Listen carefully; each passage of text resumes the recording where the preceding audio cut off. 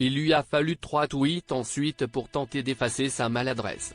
Appelé à expliquer l'appel du ministre de l'Agriculture, Didier Guillaume, à venir rejoindre la grande armée de l'agriculture française, la porte-parole du gouvernement, Sibeth Ndiaye, a répété que les gens qui pouvaient le faire avaient vocation à aller donner un coup de main rémunéré dans les régions où il y a des récoltes. Et d'ajouter cette précision inopportune, il va sans dire que nous n'entendons pas demander à un enseignant, qui aujourd'hui ne travaille pas compte tenu de la fermeture des écoles, de traverser toute la France pour aller récolter des fraises gariguettes. Les profs et instituteurs, qui assurent la continuité pédagogique à distance ou font classe aux enfants des soignants, apprécieront.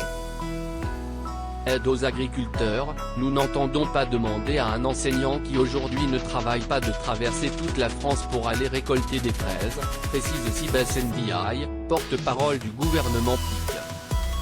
twitter.com/riverdon9z4c, bfmtv @bfmtv, Marche 25, 2020. Les responsables de l'opposition se sont relayés pour fustiger la bourde d'Olivier Faure, PS, qui considère que dire que nos enseignants ne travaillent pas parce que les écoles sont fermées, c'est pour le coup vraiment être aux fraises. Allez élever David Cormand, pour qui le gouvernement a un problème avec les services publics.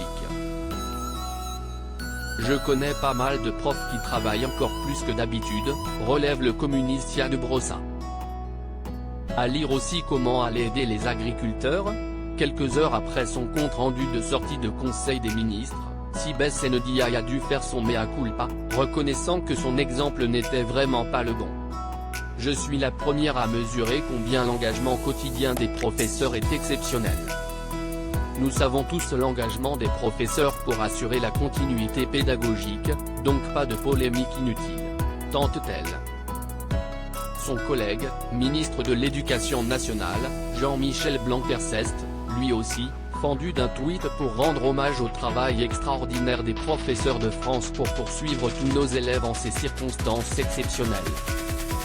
À lire aussi dans l'Oise, une classe virtuelle en contrôle, presque, continue. Approximation embarrassante. Ce n'est pas la première fois que la porte-parole se prend les pieds dans le tapis.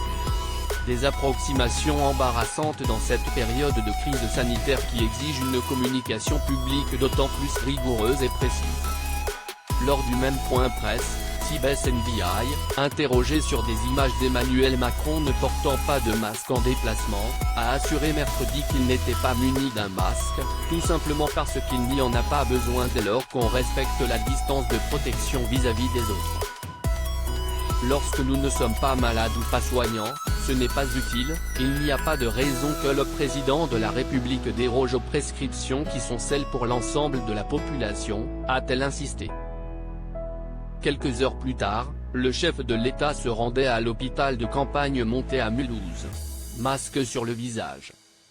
Toujours sur la question des masques, l'ancienne conseillère presse de l'Élysée, voulant démontrer qu'il n'était pas nécessaire pour tout le monde, a fini par lâcher, vendredi sur BFM Télévision, « Vous savez quoi, moi je ne sais pas utiliser un masque. Je pourrais dire, je suis ministre, je mets un masque. Mais en fait, je ne sais pas l'utiliser. Ce sont des gestes techniques, précis, sinon on se gratte le nez sous le masque et on a du virus sur les mains.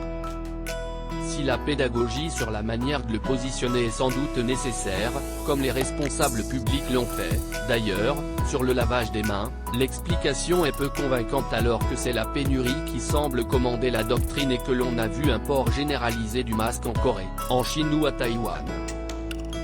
À lire aussi crise sanitaire, dans la tempête, les 5 moments où l'exécutif a viré de bord mais Sibeth Ndiaye assume, elle, des décisions différentes des autres pays.